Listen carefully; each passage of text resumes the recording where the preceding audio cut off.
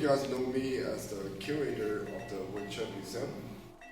Since 2008, the museum has been studying and interacting with Grandmaster Lin, teachers, seniors of the system back in Indonesia, and now witnessing and participating in the growth of the system. Hakebun we classify as Shaolin Wing Chun because still contain really the identity and essence of Chan Buddhism, health and combat. So it's known as what we call Sambao, three treasures. Then the Wing Chun moved out of the original birthplace of Southern Shaolin. It expanded into other areas and gave birth to many variations of Wing Chun today. So we talk about Shaolin Wing Chun, which is known as the Hakebun. Then later on, with the secret societies, the Red Flag, known as the Honghuayi Wing Chun, that went to the Canton and gave birth to the opera, the Red Boats, and then the public Wing Chun, and to today's public Wing Chun. So with the variation that you have seen from the international expansion of Hong Kong Wing Chun, many popularity grown, especially with the Yip Man's movie, to the Fasan Wing Chun, to the Opera Wing Chun, to the Secret Society, now to the Shaolin Wing Chun. This represents really the conclusion of our research that Hakebun is one of the early versions that still contain the Shaolin identity of the treasures of Chan Buddhism, health, and self-defense and combat. Fujian Heiqimen Yongchun, what is known today as the Hakebun in Chun system. Okay? This is one of the systems that is less known to the public, but it's actually been around for a long time, back in the days of the burning of the Shaolin Temple, which created a secret society, and they developed 5 lodges. And out of those lodges, they went their separate way when the temple was destroyed, and they each carry a flag. So ours is called a black flag. First tape, we will introduce 基本动作 or basic movement of the system. You kind of have to learn the fundamentals, from the stances to the footwork to the hand methods to the leg methods. We have many, right? To the Nimjo, Chisao, to the Kaojo, the bridging hand, reactional drill, facing strategy, so skill challenge. This is all the basic pieces of the pie. We're going to break it down for you. Then we're going to have our current successor of the system, Grandmaster Lin, will be doing 18 Sansik of the system. It's called 18 Lohan So. This system is quite unique because it still contains really the identity of Shaolin Kung Fu. You have the essence based on Chan Buddhism, the health, the healing, as well as self-defense and combat. So currently it's very popular and has been exploded in the last few years under the guidance of Grandmaster Lin. We expanded through 4 continents, over 10 countries, of thousands of members. So with that, I hope you enjoy this as much as we do.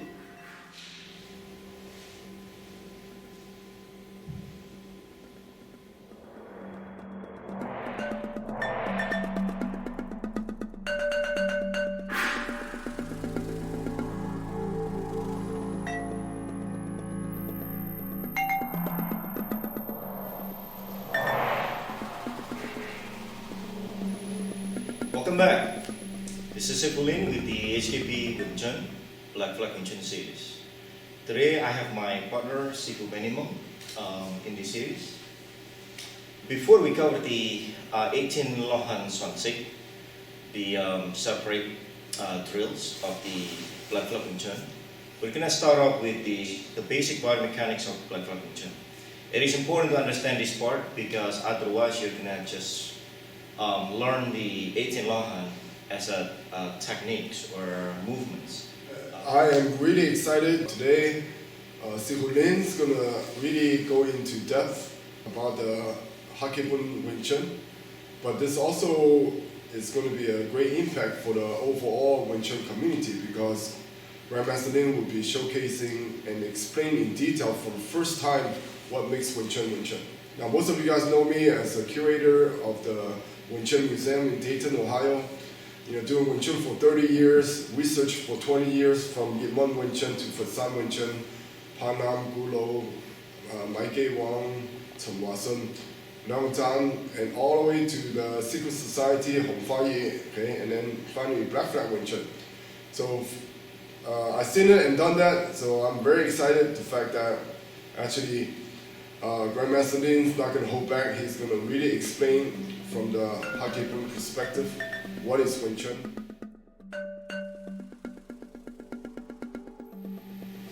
The first part of the body mechanics of the HKP Wing Chun that I want to cover is our basic footwork and stances. These two are extremely critical because without the proper understanding of the footwork and stances, then you're not going to have structure, stability while maintaining the mobility part. Now, when it comes to footwork and stances within the Black Flag Wing Chun, what's really important is two things. One is called mobility. Second is called the stability. Okay? They're not actually in order. Both are equally important. If you only have the mobility, like hopping or jumping, it's easy to move, but you're not going to have a structure when you breach the opponent or attack. These two are actually critical because without the understanding of this, you cannot fight just standing, in the same spot.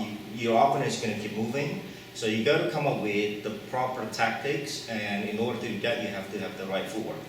So, in order to have both mobility and stability, what we're going to do is we need to assign each of the legs a specific rule.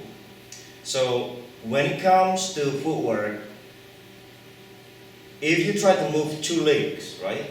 The first leg that moves, that's what we call the leading leg. Once one leg moves, then the other leg is going to move next. You cannot move two legs in the same time. So the first leg that moves, this is what we call the leading leg. The second leg that moves, this is what we call the trailing leg. So the role of the mobility, we can assign it on the leading leg. So meaning how far you go, which direction, and how fast is all controlled by the mobility, which is the leading leg. The second leg that moves will control the stability, and the jump, the stability is to keep your center of gravity rooted to the ground to have a structure. So when it comes to stability, in the Black Flag Wing Chun, we adapt a unique stances called the triangle stance. Triangular is always the best shape when it comes to structure. Now, this is our version of what we call the Sakabe, which is a triangle stance. So the idea of it, we try to create a square box where two of your foot is actually on the two corners of the square box. Depending on the hand position as well as your guarding hand, that's what's going to create the triangle. So what's important is the center of gravity must be the center within the two legs where the weight is equally distributed. So I'm going to have my partner, Sifu Benimong, to actually demonstrate the proper position of the triangle stance. So this is what we call the Sakabe. As you can see, with the distance between the 2 foot side by side have to be a shoulder length width, where the front and back also happen to be a shoulder width. Okay, so from this direction as well as from the front direction, they both are equally the same length. So this is what we call the triangle stance, Sakabe. This is important because we want to make sure that it's going to be strong in the front, and we want to make sure it's going to be strong on the side. Okay. The common mistakes that some of the beginner, when they start doing Black Flag Wing Chun, they tend to keep the two leg actually in the same line. For example, like this. As you can see, not only the weight is being shifted all the way in the back, okay, where there's rarely anything in the front, but the second issue is he definitely is going to be strong on the front side, but when it comes to the side, okay, you're not going to have the stability if two of your foot is actually in the same line. slightly with the finger is easily to be knocked out. Okay? On the other hand, we want to make sure the 2 foot are not here. It's not in the same line as in a parallel sense. Okay. So if the 2 foot is actually in the same line like this, it's going to be strong in the side, but it's going to be weak from the front. Okay? So this is why we want to make sure we adapt the outer version of the triangle stance. It has to be like a square box where side by side is strong, front and back is also strong. So as you can see, from the front side, if I try to push him, he's on the strong side. Okay? Even I use the body, he's got a lot of structure because the chula, the distance between the front and the back foot is actually a shoulder width, right? But from the side, it's very obvious that he's standing in one leg. If you look at the foot, it's almost in one leg, in one line, where with just a press of the finger is enough to knock this kind of structure down. Okay? Now on the opposite side, if the 2 foot is actually in the same line on the other side, obviously it's going to be strong on the side, but it's going to be weak from the front. Okay? This is very physics. Now, however, if you apply the proper triangle stance, he's still going to have the strong side from the front. Okay? Even I put the whole body, as well as from the side. Okay? Even you put the whole pressure on it. Once you understand the concept of the stability, basically maintaining the center of gravity between the 2 legs equally, and you have to have structure against any incoming force from the front as well as the side in every direction. Once you get to that point, then the next thing that I want to show you is the mobility part. Okay? So the mobility, as I mentioned earlier, is controlled by the leading leg, the first leg that moves. So the whole idea is as soon as the leading leg is on the way, according to how far it needs to go or how fast or which direction, the second leg that moves, which is the trailing leg, whatever the position, whatever is the final posture or any direction it goes, then the second leg job is to maintain the stability by immediately adapting that triangle stance that we just went over. So in this case, we're going to use a footwork, what we call the im shampoo, which is inferior's body position footwork.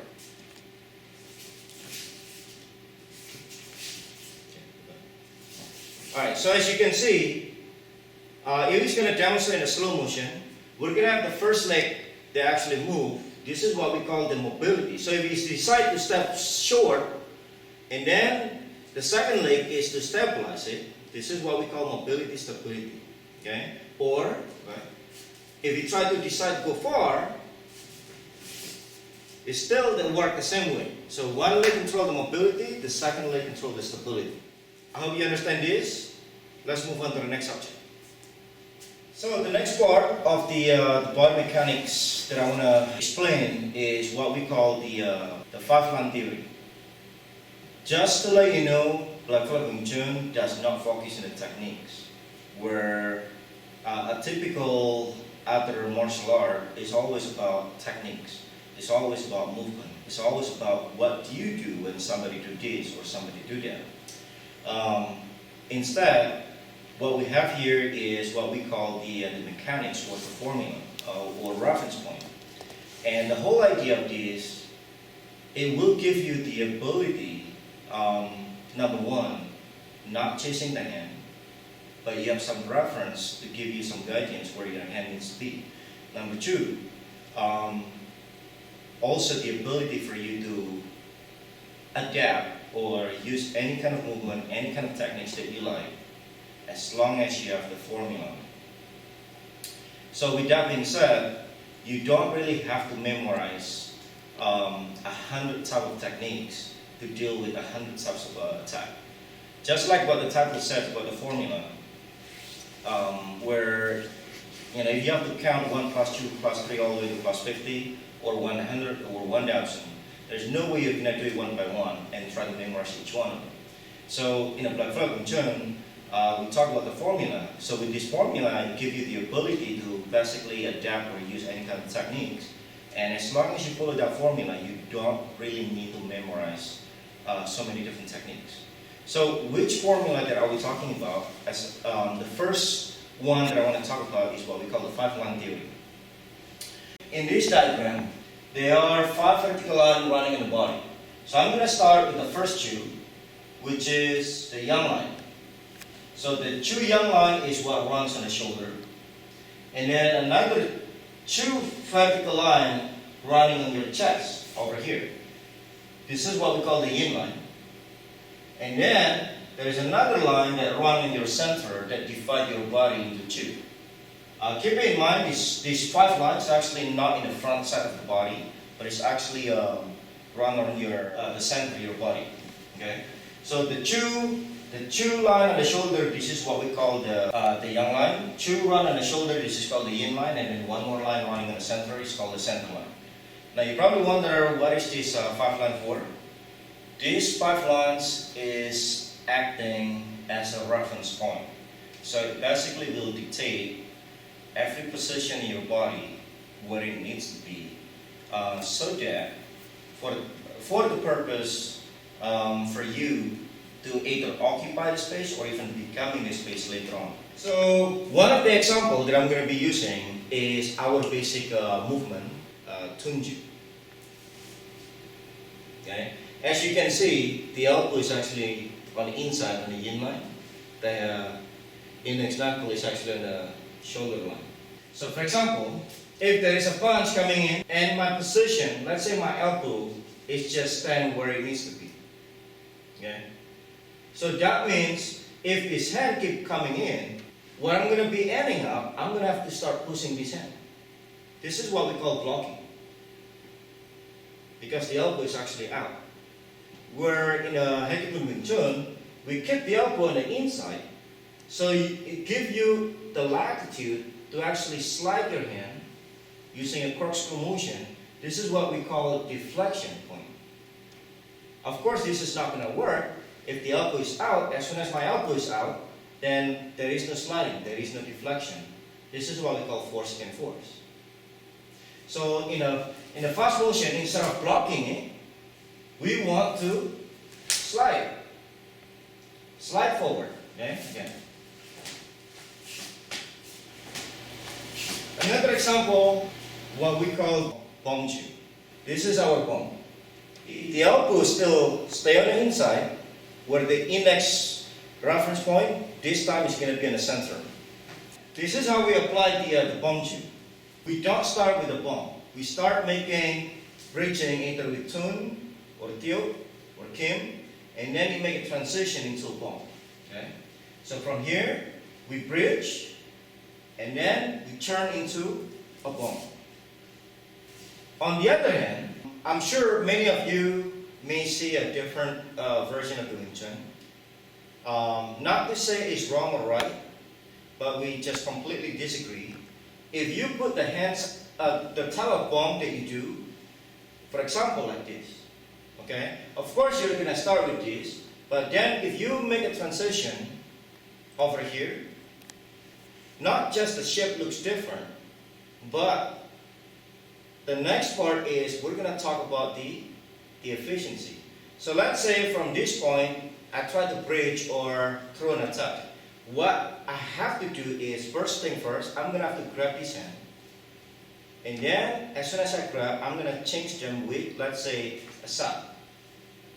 As you can see, from the transition, it's going to take me 1, 2. Even you do a fast motion, it's still a 2-step. The idea of maximum efficiency means whatever that you're doing to stop the attack can no longer be simplified. So if it takes 2 steps and it can be simplified into 1, therefore it doesn't fit within what we call the maximum efficiency. On the Black Flag Wing Chun, our bong, first of all, is a transition from Teo into a bong. So let's say the opponent force is actually strong. Of course, we're not going to fight force against force. If the hand is too strong, we also deflect, okay? But maintaining, if you actually watch my elbow actually never go out. It's still stay on the inside. So as you press to the side, I just redirect. And I can transition into anything you want, or even sound, okay?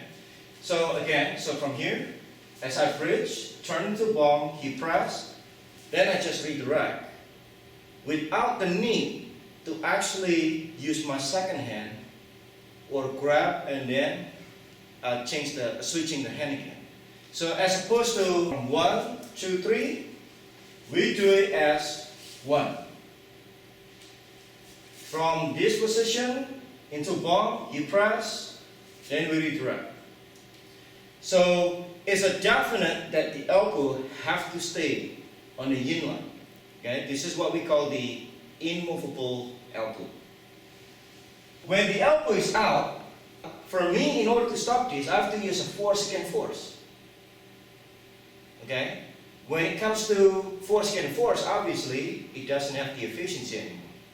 Therefore, it cannot be with Chun. Same thing. If the elbow is in, this gives me the ability to slide. When you no longer use 4-second force, that means you have the efficiency of energy because it's effortless. Okay? So when it comes to maximum efficiency, it has to fit within the efficiency of time, the efficiency of space, as well as the efficiency of energy. On the second case that we just did on a bomb, if I'm doing it like this, now I'm losing the efficiency of time because I have to switch the hand and grab it and coming in with the other hand. Okay? It's 2-step. It requires more space and requires more time and requires more effort. Again, simply just because my elbow is actually outside. As opposed to if my elbow is on the inside, as you press forward, where when I let it go, my elbow still stay on the inside and I keep occupying. In Wing Chun community, from different lineage, they recognize the Chun called immovable elbow, or the elbow stay. But yet, when they say one thing, but when they express it, they actually breaks this theory. Okay? And most of the time when you do chi sao, a lot of people get tendonitis on their shoulders, okay? Because their bone is actually up. There's many variations. Sometimes they say bone sao is here, or sometimes they have what we call straight wrist bone sao. But nonetheless, they break the concept and theory of the immovable elbow. Okay? As soon as you go like this, then you're dealing with force against force, like what Sikulin addressed. And like I said, you have to use more hands, more movement to address the same goal. Where the Hakebun Bongju, which is a Fukinese for Bongsao. So you can see the difference is that Hakebun system maintains the consistency using the formula. This is a true 5-line theory on what is immovable elbow. On a side note, what we use on the hand, so is the leg. Even when we apply the triangle stance, the knee also have to be in the yin line. And there is a reason for it. So when we do the in jump, we start off, whatever that you're doing, the final position, the elbow stay on the yin line, and the foot is actually on the yang line. Because if the hand is trying to occupy the space, so is the leg, right? So for example, if there is a punch coming in, right? We use the yin punch by putting this on the center. We put the elbow on the yin line. So as a result, I don't have to block the hand, and I still occupy the space. But as you can see, the position of the foot is not that much different. Where my knees is actually also on the yin line, and when I'm doing this, give me the ability to actually occupy space. Okay? So in this case, if I try to control the hand, the legs also occupy. Naturally, we are trying to pinning the leg. Okay? The common mistakes of the beginner Hakebun student, when they start, the legs forget the formula like this. So if your leg is open like this, as the punch coming in, even you can occupy the hand, but your leg is open like this. Okay? You don't occupy the space, not to mention your lower position is actually open for the opponent to attack you. Next subject of the body mechanics introduction of the black flocking system is the three tantian as the reference point. So we have the upper tantian, which is actually right here. Second tantian is the mid tantian and the lower tantian. So there is a sang tantian, chung tantian, and xia tantian. Okay. So what is the purpose of these three reference points? Three reference heights. So this will give you the exact location where the hand needs to be. So earlier we talked about the 5 lines. This will give you the width, okay, where the position of the elbow and the hand, as far as like the width line. Now, as far as the height, how do you know your tongue is supposed to be this low or that high? Okay, so this is what we call the 3 reference tantian. I'm going to use an example as what we call the Im Tiong Kun, or the yin punch, where the index knuckle must be in the center. The elbow is actually on the yin line for this example, and here's the guardian, okay, with the proper triangle stance. To make you understand the purpose of the 3 reference height, I'm going to break it down into the 3-dimensional idea of occupying the space.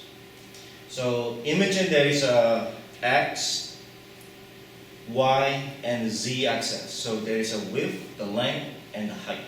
A typical martial system, when a punch coming in, if I try to block this way, or I try to block this way, or I try to block this way, or I try to block this way, this is what we call a one-dimensional vector. Okay? So when your vector actually have one-dimensional, this is what we define as blocking. Now, let's talk about 2-dimensional vector, which is, we're talking about the width and we're talking about the length. Okay? So in this case, I'm sure many of you have heard the idea of cutting through the center line and charge forward with that. So when I cut into the center line, that means my movement is also coming slightly from the outside and cutting straight to the center line. Okay? So there is an x-axis and there is a y-axis, would be like this. So this is what we call cutting through the center line. So this is 2-dimensional. The only problem with that is that if the opponent is actually strong on this side, and you try to break the structure from the x and the y, no matter how strong your structure is, if the opponent is much bigger and larger, and happen to have a good structure, you cannot fight the structure using your structure. That's going to be the same thing as force can force. So in this case, how many times have you tried, if you try to cut the center line, because the opponent is too strong, sometimes it bounces back. So as you try to press this, and this is too strong, it bounces back to you. Because what you have is the 2-dimensional. This is what we call occupying the space. In the Hagipun, when you have the 3rd factor of the dimensional, this will give you the width, the length, and the height. So it's going to become a 3-dimensional.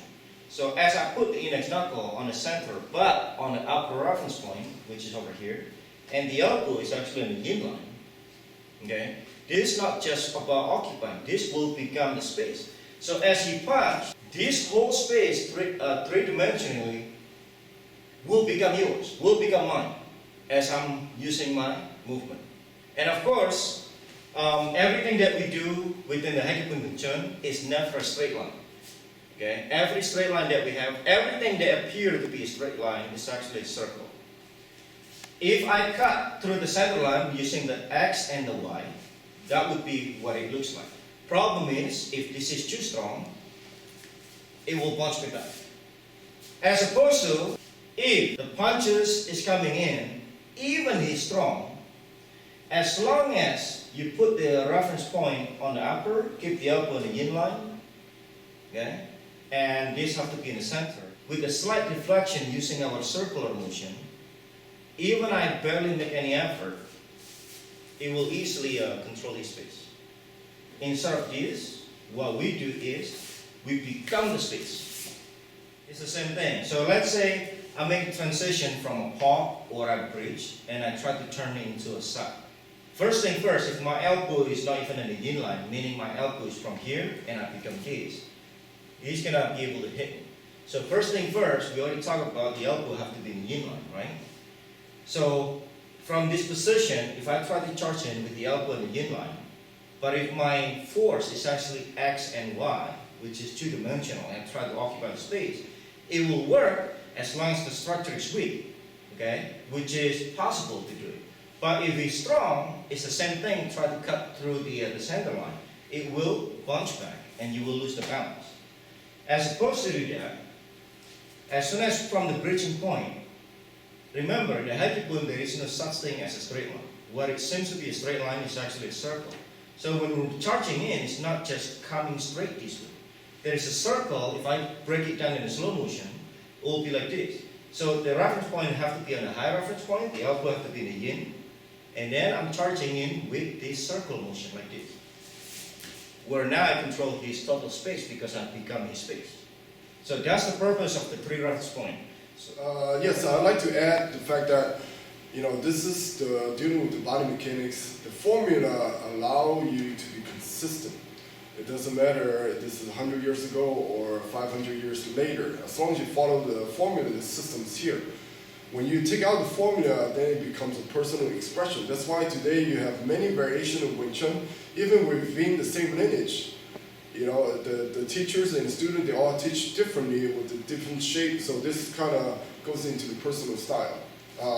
Earlier we talked about the bong sao not being consistent with the theory of the Wing Chun, which is immovable elbow. Okay? When you have the immovable elbow, is because of the 5 line where you learn how to occupy space.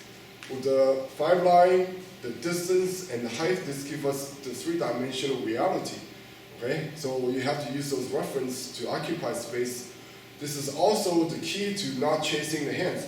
Also this is the second area that almost every Wing Chun teach you. Hey, don't chase the hands. But how are you gonna not chase the hand if you don't have a reference to the 3-dimensional space? So the 3 reference point, 5 lines, and the distance really kind of reinforce what the Chun or what Wing Chun theory is all about.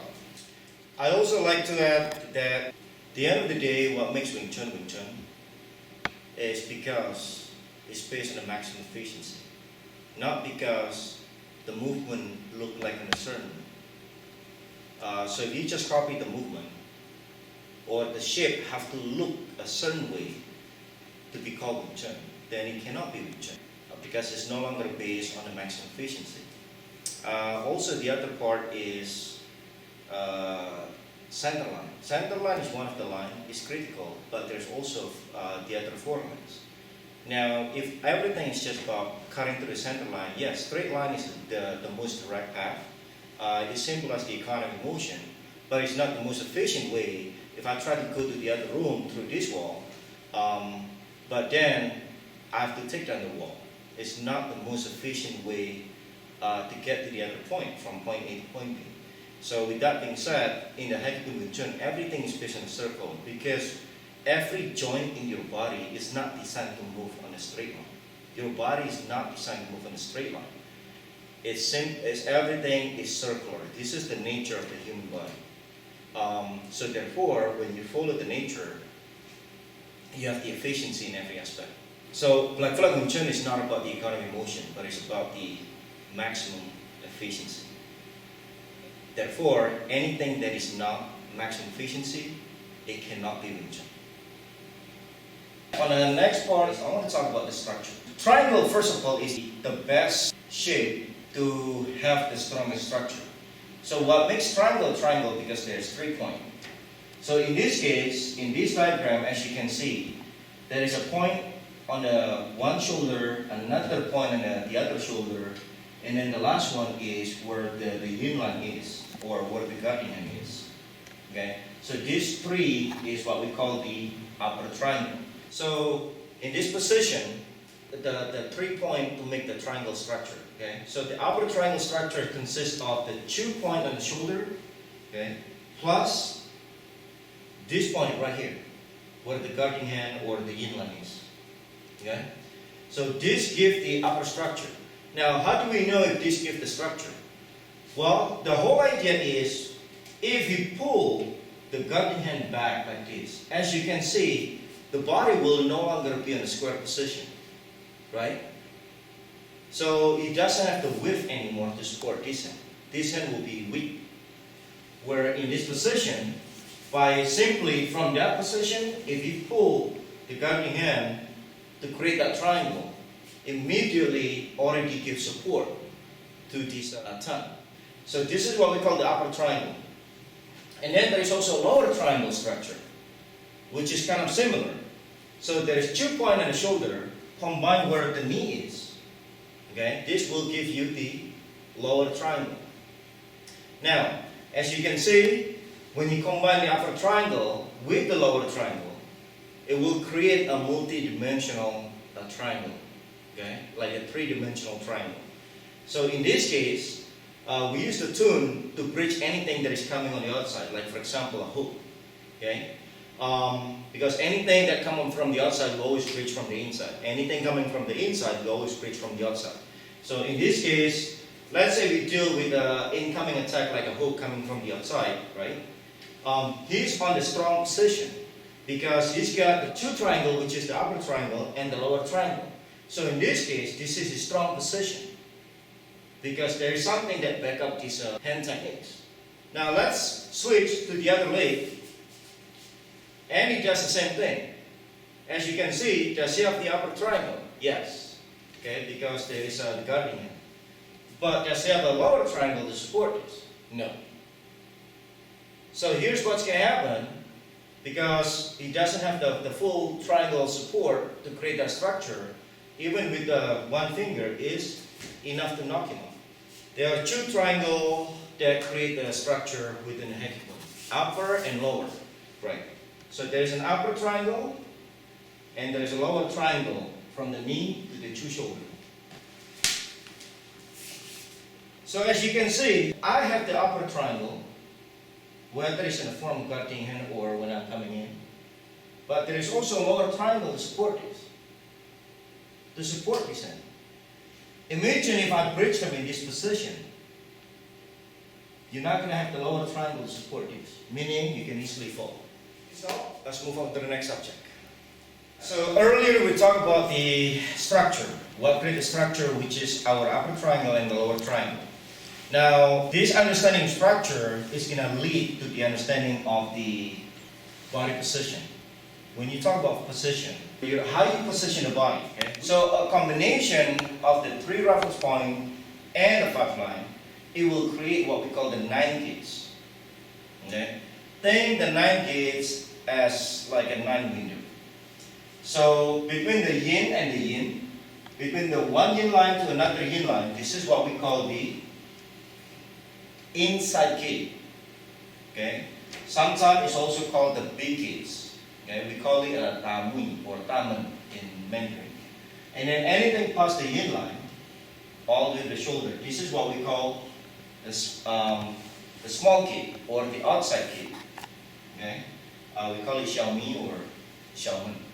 So there is an inside gate between yin to yin, and there is outside gate anything past the yin line. Okay? The same thing between upper tangtian to the mid tangtian, we call this the upper gate. And then between the mid tangtian to the lower tangtian, we call this the mid gate. And then anything below the lower point all the way to the ground, this is what we call the lower gate. Lower gate. So when you combine, as you can see, they are kind of like a 9 window or 9 blocks. Okay, they governs our body. So if I square off with him, first thing first, I have a lot of different ways for me to use my hand as well as my leg. Okay, which means I can strike from this side, I can strike from this side, I can strike from the inside, I can kick. Okay, I can do anything with all my 4 limbs. If I turn in this position like this, okay, yes, this hand will have a longer range, but this hand will not be able to reach him unless I change the position, which is going to require me more time to get there. You guys clear? And while you're doing that, because the head, if the opponent hand is shorter, he's going to reach me and be able to reach that, because it's going to take me a longer time. Okay? So this is why, in the first in the black flag in Chun, we never adapt a side body position like this. Everything that we do is always square up. So that way, I can always use all the forelimbs in the same time. Now, what's beyond that? What's beyond that is not just the ability to use all the forelimbs, but the ability to enter his space from 9 different possibilities of the wind. Meaning I can strike him on the upper, center, I can strike him from the right, upper, or left upper, mid, and the lower. So this is what we call the 9 gates. Okay? This is the position that we always maintain as far as how my body have to be square. So if I square up with Sifu Mung like this is what we call the even position. Meaning I have 9 gates, I have 9 different ways to attack him using 4 of my limbs. And so is he. So you also have a 9 gates. Okay? But if I change my position into this side, now I still maintain my square body position, meaning I can use 4 limbs at once in any way, and I have 9 different ways to attack him. Where, as you can see on his side, he only have 1 limb that can reach me on the 1 hand, 1 leg, and the ability to enter my space is only from the 3 gates. So when I get in this position, what it means, I'm eliminating his 6 gate, while I maintain my 9 gates against his 3 gates. Okay? The common mistakes is when I get in this position, you start turning the body like this. Now we're back to even, because I only have 3 gates. I can't reach with this side, and you also have 3 gates. So we don't want that either. We want to make sure it's 9 versus 3. Okay? So I hope this helped. Let's move on to the next subject. So far you understand about the 5-line theory, 3 Tantian reference, and then the 9 gates theory, as well as the 2 triangle that create our structure, which is the upper and the lower triangle. So let's put everything together. When you understand everything together, then you will understand body position, which is extremely critical in black flag Chun. So for us to have the optimum body position, we have 2 combat positions. One is what we call the Im Shampoo, which is the inferior position. So if this is the opponent on the center, what we try to achieve, this is the triangle, and here's the square box. Okay? On the opposite side, the second body position is what we call the superior position, which is called the Yang Shampoo, where if this is the center or the opponent, where they stand, this is what we try to do. Either one of these, your body position in the end should be facing 45 degrees, whether it's in an inferior position or the superior position. Okay? So let's talk about the superior position first. He used an attack or a punch or something like that. Okay? Now, how many times have you seen this kind of picture? I'm pretty sure it's a lot, right? What's wrong with this? First thing first, let's analyze. On the Sifu Mung position, does he have the upper triangle? Yes. Does he have the lower triangle? Yes. So this is what makes his position is called the superior position. He's on the strong side. What about in my side? If I have the upper triangle and I have the lower triangle, that means I'm also on the superior side, which is the Yang Shan. The only problem with this, that if he's strong, if his structure is stronger than me because he's a bigger person, then my structure will collapse. And vice versa, if my structure is stronger than him, then his structure will collapse as I'm pressing him. Okay? Now, so in another word, in this position, this is what we call force against force. Because I'm going to have to use my structure to deal with his structure. And again, if he's stronger than me, then I will lose my structure. If I'm stronger than him, then I can destroy his structure. So, in the Black Flag in Chun, okay, maximum efficiency means being efficient in terms of your time, space, as well as your energy. If I have to use force against force, therefore it doesn't fit to the concept of maximum efficiency. Therefore, it cannot be called Wing Chun if it's not maximum efficiency. So, in this case, if it's on a strong side, what I'm going to be doing is I'm going to apply the Im Chun, which is what we call the inferior position. So, as soon as I bridge, then I'm going to step on the Im Chun position. Okay? So, in this side, if his structure is not that strong or he give in his space for me to keep coming at him, I can still do that and control his space. But at the same time,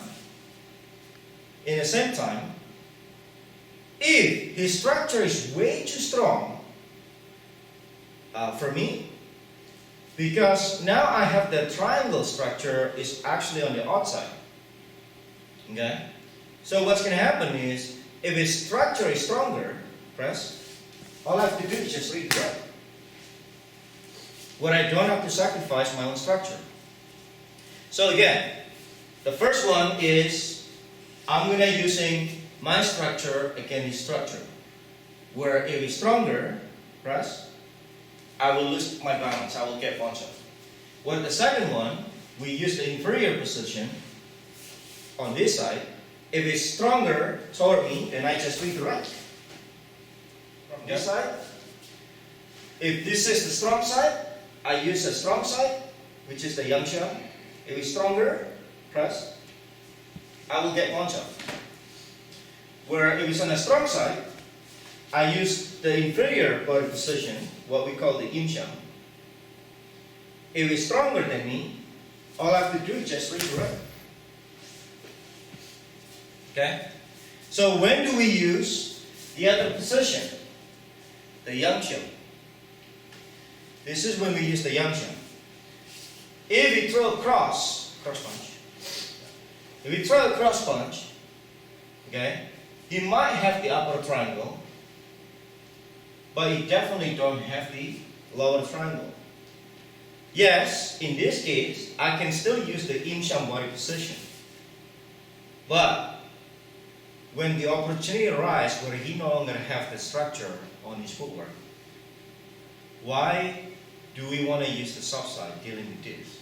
So when the opponent is weak, this is when we use our structure. So in this case, if we deal with anything that doesn't have the lower triangle, we want to bridge. We want to bridge and take it on the strong side, where on the two finger is enough to throw him off. Okay, so we adapt the Yang Chun and the Im Chun. And keep in mind, with any of these, right, my final position is always 9 versus 3. Okay? So either way, if it's on the strong side, I still have 9 gauge versus 3. But in the same time, I'm using the inferior position to win, meaning I can still occupy if I need to. Or, if it's too strong, I can read the right. Here's on the other side, occupy. Okay? Where my position is still 9 gauge, meaning I can strike him with both hands, I can strike him with both legs. But at the same time, if it's too strong, I can read the right. And then if it's actually on the weak side, still come in at the 45 degree, which is 9 gauge versus 3 gauge on the other side. Okay?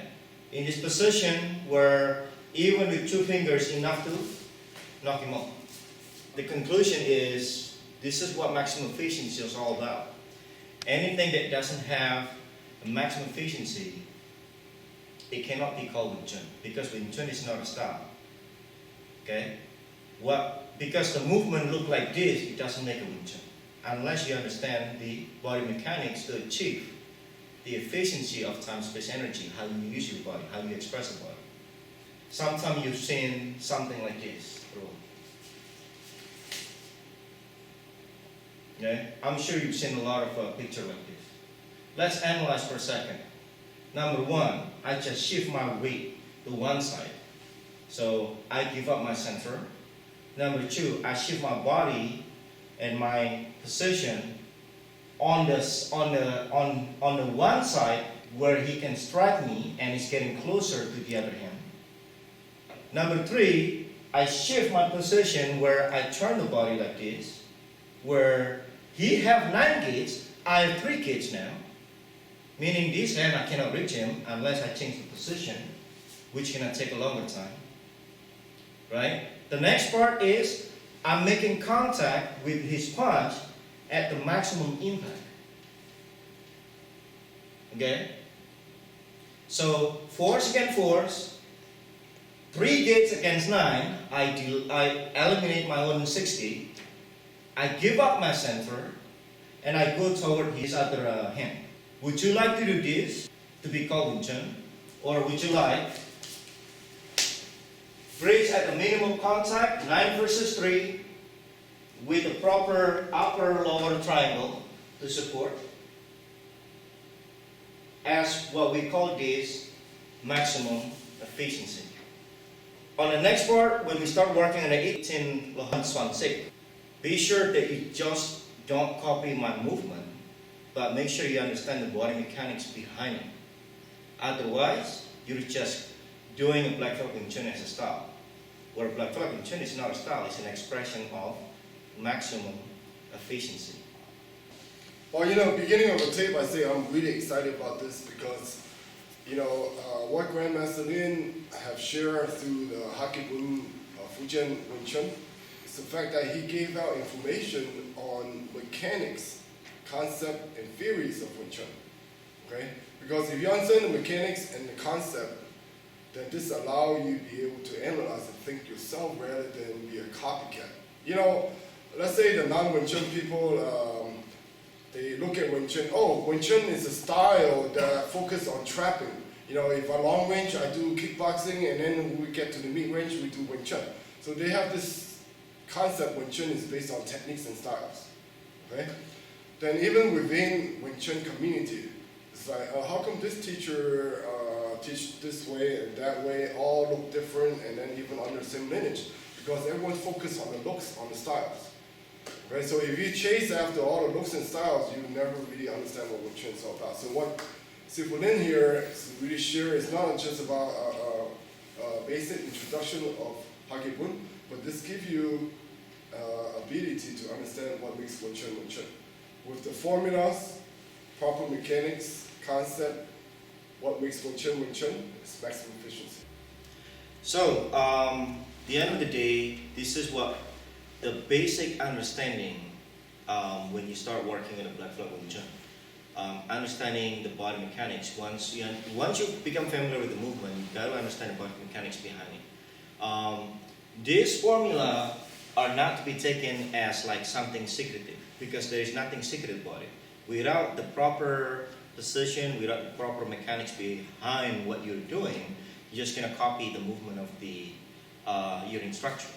So this is really, all of this formula that you see, this is really for the beginner. Nothing secretive about it. And I'm pretty sure you see a lot of differences on the Wing Chun out there. Unfortunately, some of the shape of the most popular Wing Chun or more popular Wing Chun are totally different. And I think all Wing Chun are still good. It's just we're talking about a different efficiency here. And we respect every other lineage. So if the so-called or a defined accepted Wing Chun have to look in a certain way, but if it doesn't have the maximum efficiency on it, we have to disagree with it. So some lineage thinks that, okay, because our shape doesn't look like what is being accepted in the mainstream to be called Wing Chun, well, that means we're not Wing Chun, we are in Chun. The same Chinese character with the dialect came from the Fujian, which is in Chun. So in Chun is based on the maximum efficiency, and that's what I believe Wing Chun is supposed to be. Okay, so I hope this information helped, and I look forward to see you one day.